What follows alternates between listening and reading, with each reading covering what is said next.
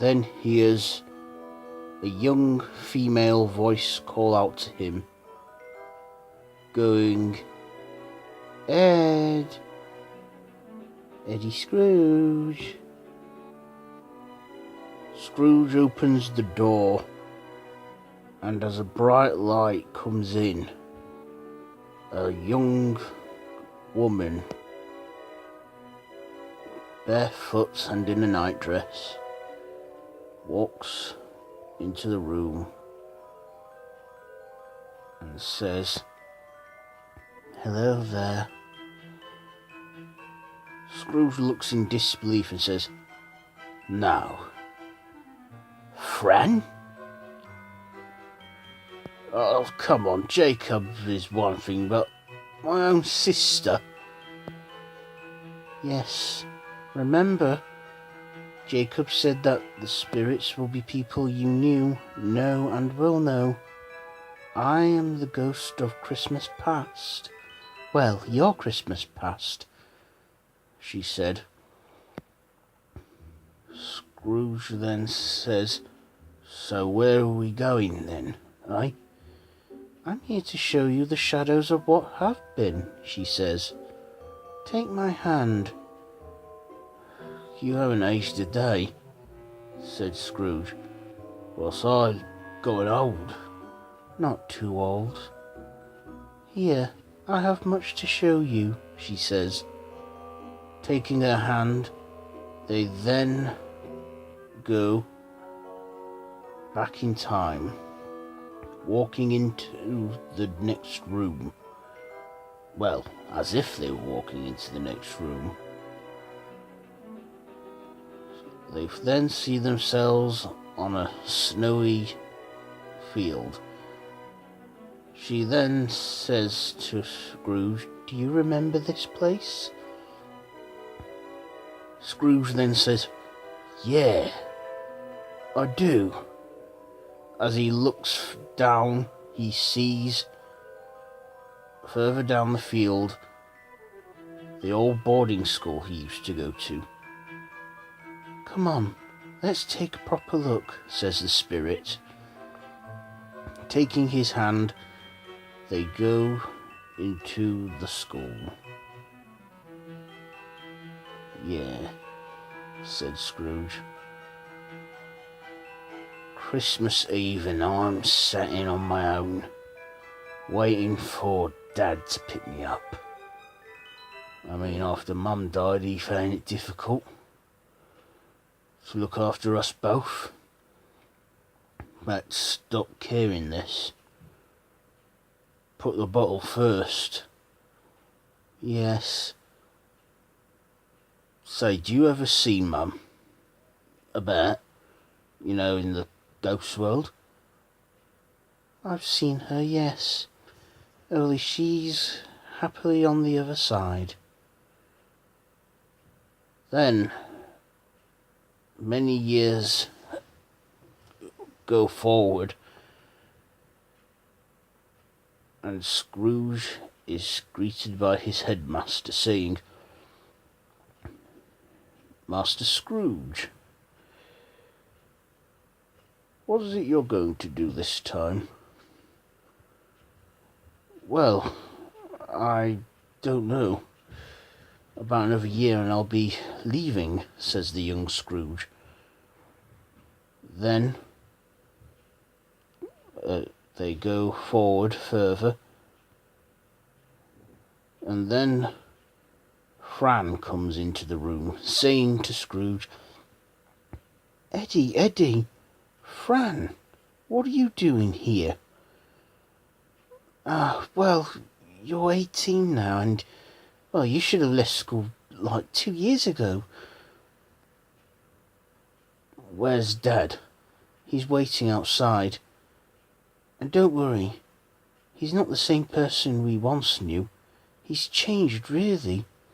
I asked if I could bring you home for Christmas, and he said yes, and he was all gentle and calm. All right then, let's be going home, says Scrooge. Scrooge then says, Yeah. Barbara, look at him, standing by the car waiting. Can't even come in and give his son a hug. Scrooge sees his father as he says to him, "Ah, Ebenezer." "Dad, no one calls me Ebenezer, it's Ed." "Yes, well, come on. It's time you started working. You could come and work alongside me." "And I did," said Scrooge. Going further on, she then asks Scrooge, "Do you remember this?"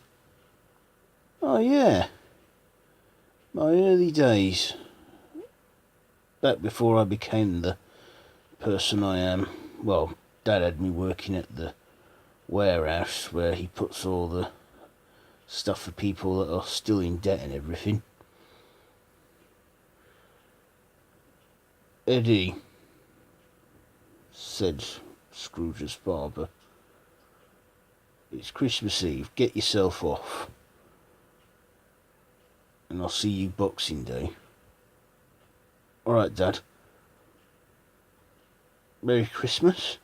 "Yeah, bye, humbug." Scrooge then goes out with his friends, having Christmas drinks and celebrating. "Do you remember this, Ed?" "Yes, I do," said Scrooge. "The night I met her." Scrooge is sat on his own as all his friends are drunk and dancing with women. He then notices a young, beautiful woman standing on her own.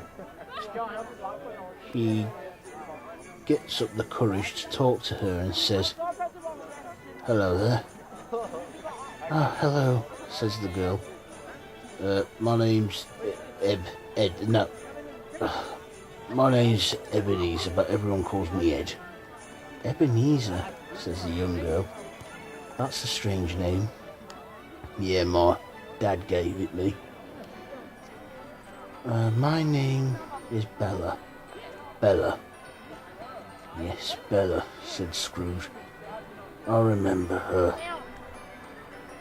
"And for the first time you actually felt something that you never felt before?" "Yeah. I never felt this way about anyone."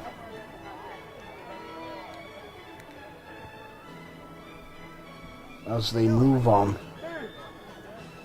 they look and see the next part of his past. Hang on, where are we? In the bedroom, Scrooge's sister Fran is on her deathbed. Her bed sheets all stained in blood as she is given birth. Scrooge then says, "It's a boy, Fran." Fran laying in bed with very little life left. He then says, "Are you going to give him a name?" Fran then says, "His name is Frederick. Please, Eddie, for me, look after him." "I will. You remember this, don't you?" "Yeah. You was pregnant at 18. Of course, your boyfriend didn't really stick around long enough once you found out you was pregnant." "I know." Then Scrooge's father then walks in, furious and angry, saying, "What is this?" Scrooge then says, "She was pregnant, Dad, and she never told you because she was worried about how you'd behave." "Oh, what's wrong with her?" "I don't know. Friend?" "Friend," said Scrooge. "She's dead, Dad." "Oh, yes. Once you died, Dad just had such a mental breakdown. Drank twice as much and drank himself to death. I know you lost us both within less than a year. Come, let's go." "Yeah, let's." "Why are you showing me all this for?" "The shadows of your past." "Hang on. I remember where we are here." Scrooge and the spirit see themselves in a pub. Of course, after Dad died and you died, I couldn't afford to look after Fred. I put him into care, sending a cheque and everything. You became a workaholic, didn't you?" "Yes, I did.